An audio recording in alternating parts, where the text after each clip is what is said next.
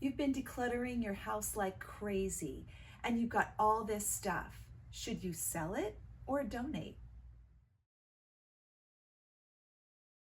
Welcome to the Peaceful Home. We're going to tackle that question today. Now, I have been in the middle of a decluttering challenge. Just yesterday, I decluttered 111 items, and here they are. I started this challenge saying that everything was going out. It was all going to go straight to the thrift store. But today, when I was actually getting ready to bag all this up, I thought this stuff's worth a lot of money. Maybe I should sell it. 111 items, even if I sold them for $1 a piece at a yard sale, that's $100. And a lot of these things would go for more than $1. And this is just a small part of what I'm decluttering. So what is the best thing to do? I'm going to give you 5 points to consider. The first one is, if you are going to declutter, declutter quickly. For over 20 years, I've been going into people's homes to help them declutter and organize. And I cannot tell you how many times I saw this. I would be working on a project, maybe for days or weeks with a client, and they would say, I'm going to take all this to the thrift store. Well, I would come back 2 days later and it would all be sitting there, minus a couple of things. Somehow made their way back in the cupboards and drawers. I've also had clients where we're doing a once-a-month check-in and they had an entire pile to donate. I'm back a month later, it's all still there, or it's been moved into the garage, and they still have clutter in their home. Now, as a part of my service, at no extra cost, I take clients' donations directly to the donation center. And I do this because I really want them to succeed. And I don't want them to start going through the piles, having their kids go through stuff and say, oh wait, I want this. So I take stuff out that very day.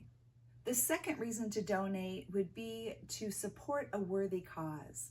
Most donation centers are nonprofit. I really like to go to the independent ones in my town. I will go to Salvation Army. I really love their mission statement. And if I am near a Goodwill and have something to drop off, I will donate there as well. But my favorites are the local charities that are doing work right in my community. There is one that supports a women's shelter and another one that provides jobs for the differently abled, and both very worthy causes. It can make you feel really good to be contributing to these charities. Also, it provides things for people that genuinely don't have the money to buy a $50 lamp, but they could buy a $7 lamp. So that's really another way you are giving back.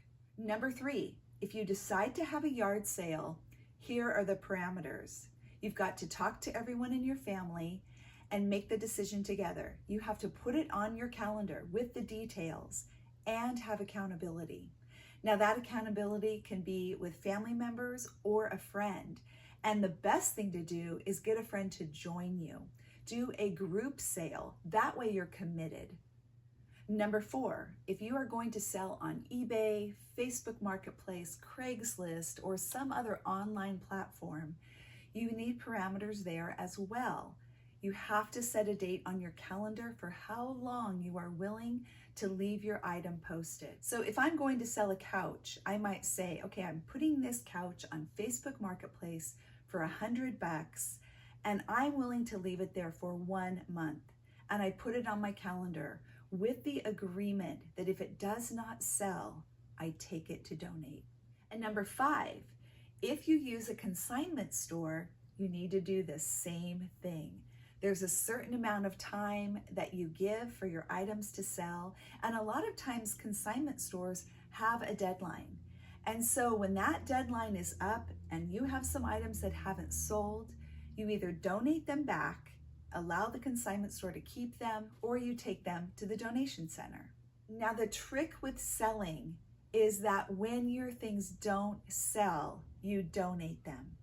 So again, I've seen this happen with clients.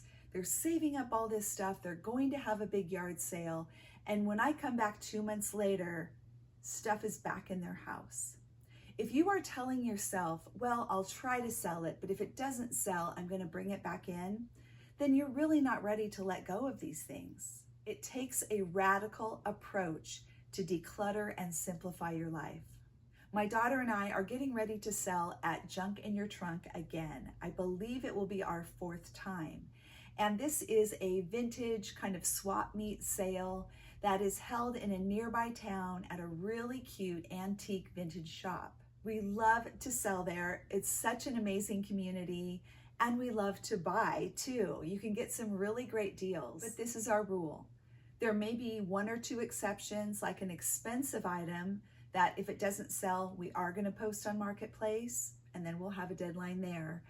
But everything else gets immediately loaded in the truck, same day. I drive directly to the thrift store and donate. So should you sell or donate? It really depends on the amount of work you want to do.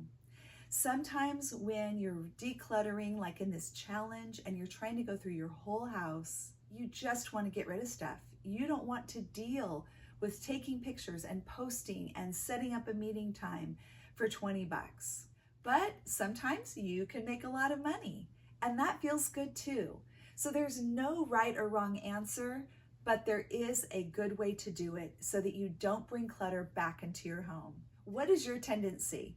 Do you tend to sell or donate or a little of both? Let me know in the comments below. I would love to hear from you. Thanks so much for joining me today on The Peaceful Home. Happy decluttering.